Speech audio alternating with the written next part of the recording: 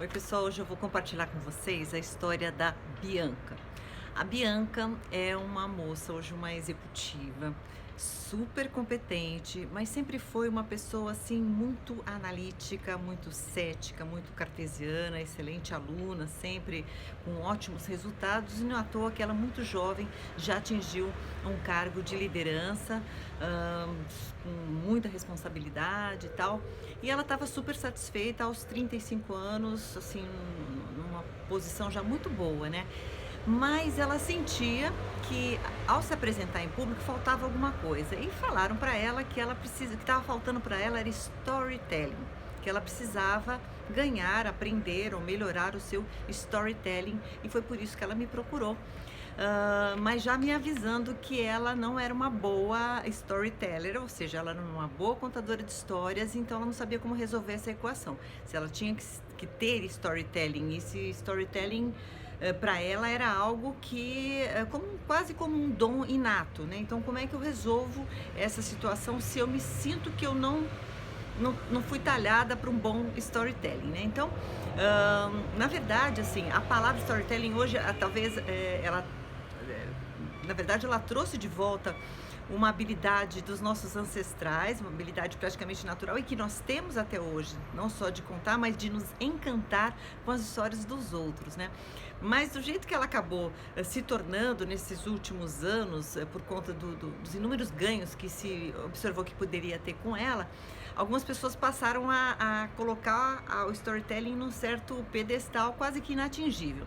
E na verdade, hoje se sabe de que eu não preciso ser uma excelente contadora de histórias, eu não preciso transformar todos os meus dados, todas as minhas tabelas, todos os meus resultados num era uma vez, darará, darará, darará, como numa historinha. Não é isso que é storytelling. Mas nós temos realmente, sim, muito a aprender com o storytelling na medida em que a gente traz das boas histórias alguns ingredientes super importantes e em cada boa história a gente vai ver que temos vários desses ingredientes. Eu separei 3 ingredientes desses, e para mim são os 3 S's, tá?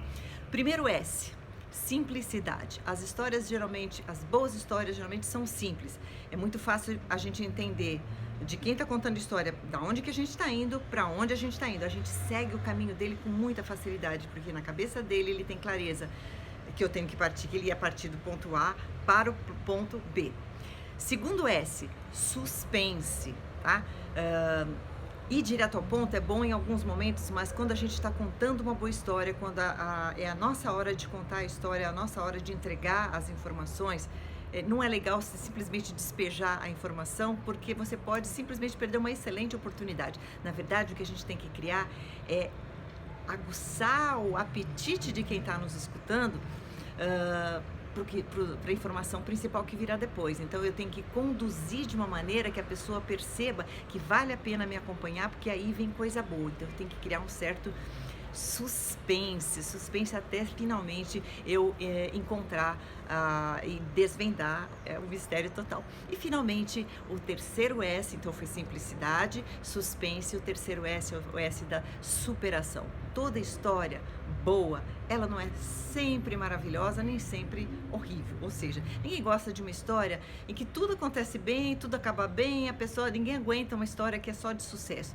E uma história só de fracasso também é muito deprimente. Então, as histórias elas têm que ter altos e baixos, elas têm que ter, eu estava tudo bem, de repente a coisa ficou ruim, mas eu encontrei uma solução e a coisa voltou a ficar bem.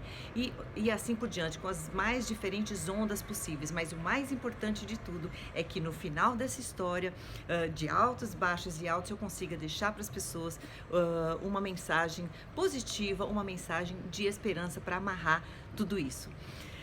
3 S's, simplicidade, suspense e superação.